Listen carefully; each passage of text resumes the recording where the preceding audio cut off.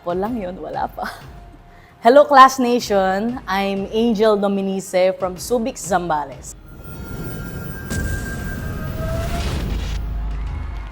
Sumali po ako sa The Clash 2024, hindi lang po para iparinig sa buong sambayanan ang tinig ng aking mala-angelic na voice, kundi para ialay din po ito sa lahat ng gustong mag-heal at magkaroon ng self-love and self-care. At syempre, para din po sa lahat ng mga taong naniniwala din po sa akin. Kung i-rate ko po ang sarili ko, I think 10. Kasi pakaramdam ko, I'm ready to face the challenge na matagal ko na pong hinintay. And syempre to face this fear na matagal din pong natanim sa akin. And this time around, hindi po ako titigil hanggang maabot ko po yung pangarap ko para po sa sarili ko, para din po sa pamilya ko.